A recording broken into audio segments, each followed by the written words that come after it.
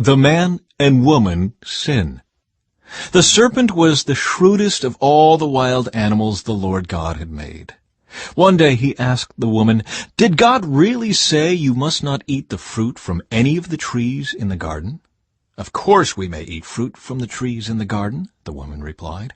"It's only the fruit from the tree in the middle of the garden that we are not allowed to eat. God said you must not eat it or even touch it. If you do, you will die." "You won't die," the serpent replied to the woman. "God knows that your eyes will be opened as soon as you eat it, and you will be like God, knowing both good and evil." The woman was convinced. She saw that the tree was beautiful and its fruit looked delicious, and she wanted the wisdom it would give her. So she took some of the fruit and ate it. Then she gave some to her husband, who was with her, and he ate it too. At that moment their eyes were opened, and they suddenly felt shame at their nakedness, so they sewed fig leaves together to cover themselves. When the cool evening breezes were blowing, the man and his wife heard the Lord God walking about in the garden. So they hid from the Lord God among the trees. Then the Lord God called to the man, "Where are you?" He replied, "I heard you walking in the garden, so I hid. I was afraid, because I was naked." "Who told you that you were naked?" the Lord God asked. "Have you eaten from the tree whose fruit I commanded you not to eat?" The man replied, "It was the woman you gave me who gave me the fruit, and I ate it." Then the Lord God asked the woman, "What have you done?" "The serpent deceived me," she replied. "That's why I ate it." Then the Lord God said to the serpent, "Because you have done this, you are cursed more than all animals, domestic and wild. You will crawl on your belly, groveling in the dust as long as you live. And I will cause hostility between you and the woman, and between your offspring and her offspring. He will strike your head, and you will strike his heel." Then he said to the woman, "I will sharpen the pain of your pregnancy, and in pain you will give birth, and you will desire to control your husband, but he will rule over you." And to the man he said, "Since you listened to your wife and ate from the tree whose fruit I commanded you not to eat, the ground is cursed because of you. All your life you will struggle to scratch a living from it. It will grow thorns and thistles for you, though you will eat of its grains.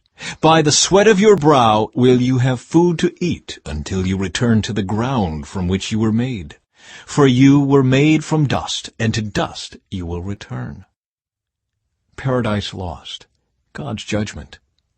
Then the man, Adam, named his wife Eve, because she would be the mother of all who live. And the Lord God made clothing from animal skins for Adam and his wife.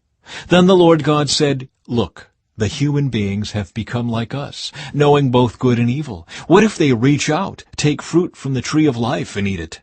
Then they will live forever." So the Lord God banished them from the Garden of Eden, and he sent Adam out to cultivate the ground from which he had been made.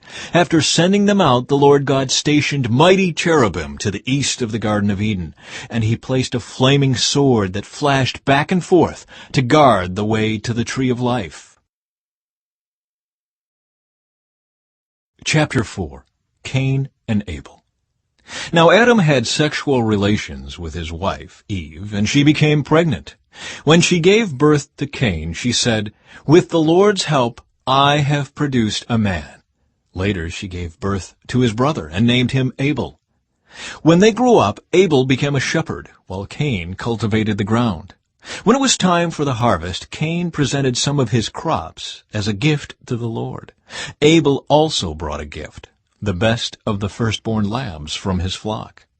The Lord accepted Abel and his gift, but he did not accept Cain and his gift. This made Cain very angry, and he looked dejected. "Why are you so angry?" the Lord asked Cain. "Why do you look so dejected? You will be accepted if you do what is right. But if you refuse to do what is right, then watch out. Sin is crouching at the door, eager to control you. But you must subdue it and be its master." One day Cain suggested to his brother, "Let's go out into the fields."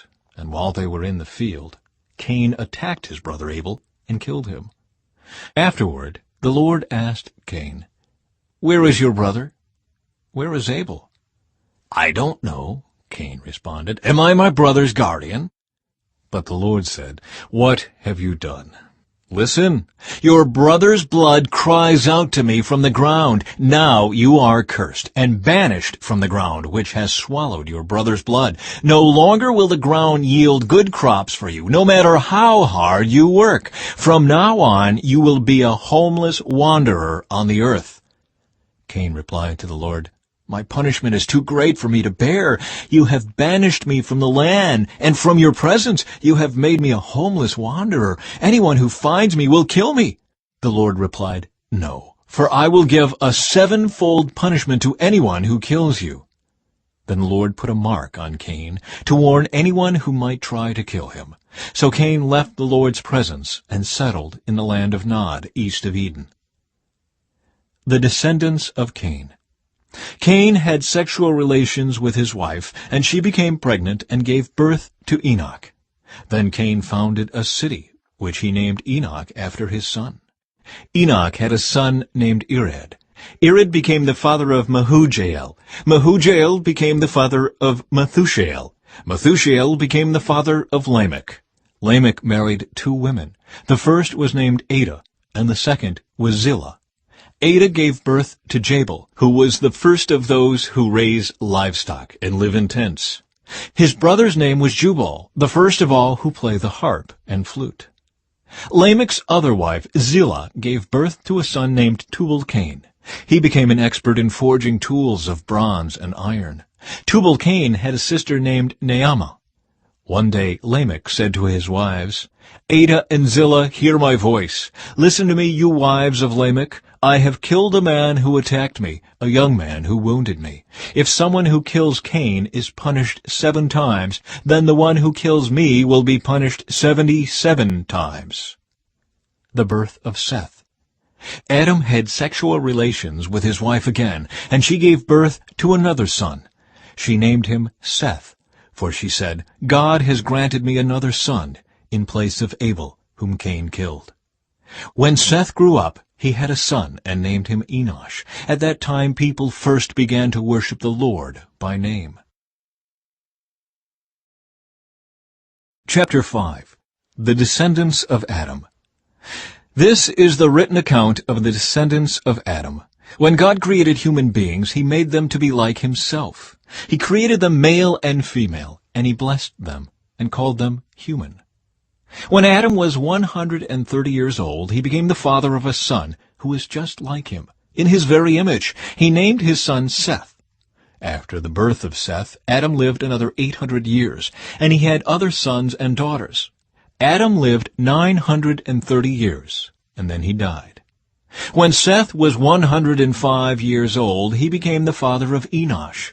After the birth of Enosh, Seth lived another 807 years, and he had other sons and daughters. Seth lived 912 years, and then he died. When Enosh was 90 years old, he became the father of Kenan. After the birth of Kenan, Enosh lived another 815 years, and he had other sons and daughters. Enosh lived 905 years, and then he died. When Kenan was 70 years old, he became the father of Mahalalel. After the birth of Mahalalel, Kenan lived another 840 years, and he had other sons and daughters. Kenan lived 910 years, and then he died. When Mahalalel was 65 years old, he became the father of Jared. After the birth of Jared, Mahalalel lived another 830 years, and he had other sons and daughters. Mahalalel lived 895 years, and then he died. When Jared was 162 years old, he became the father of Enoch. After the birth of Enoch, Jared lived another 800 years, and he had other sons and daughters. Jared lived 962 years, and then he died. When Enoch was 65 years old, he became the father of Methuselah. After the birth of Methuselah, Enoch lived in close fellowship with God for another 300 years, and he had other sons and daughters. Enoch lived 365 years, walking in close fellowship with God. Then one day he disappeared, because God took him. When Methuselah was 187 years old, he became the father of Lamech. After the birth of Lamech, Methuselah lived another 782 years, and he had other sons and daughters. Methuselah lived 969 years, and then he died. When Lamech was 182 years old, he became the father of a son. Lamech named his son Noah, for he said, "May he bring us relief from our work and the painful labor of farming this ground that the Lord has cursed." After the birth of Noah, Lamech lived another 595 years, and he had other sons and daughters. Lamech lived 777 years, and then he died. By the time Noah was 500 years old, he was the father of Shem, Ham, and Japheth. Chapter 2. Visitors from the East. Jesus was born in Bethlehem in Judea during the reign of King Herod.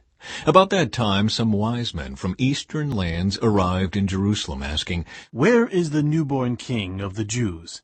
We saw his star as it rose, and we have come to worship him." King Herod was deeply disturbed when he heard this, as was everyone in Jerusalem. He called a meeting of the leading priests and teachers of religious law and asked, "Where is the Messiah supposed to be born?" "In Bethlehem in Judea," they said. "For this is what the prophet wrote.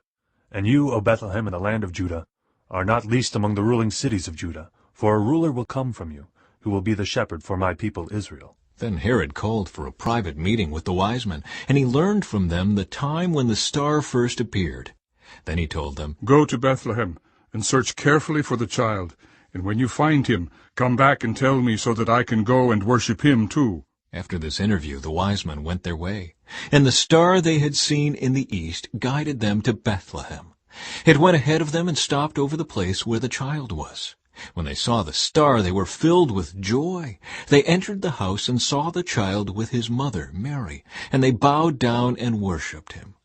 Then they opened their treasure chests and gave him gifts of gold, frankincense, and myrrh. When it was time to leave, they returned to their own country by another route, for God had warned them in a dream not to return to Herod. The escape to Egypt. After the wise men were gone, an angel of the Lord appeared to Joseph in a dream. "Get up, flee to Egypt with the child and his mother," the angel said. "Stay there until I tell you to return, because Herod is going to search for the child to kill him." That night Joseph left for Egypt with the child and Mary his mother, and they stayed there until Herod's death. This fulfilled what the Lord had spoken through the prophet, "I called my son out of Egypt."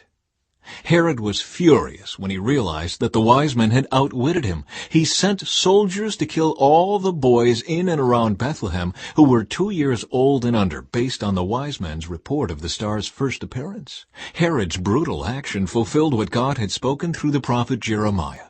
A cry was heard in Ramah, weeping and great mourning. Rachel weeps for her children, refusing to be comforted, for they are dead.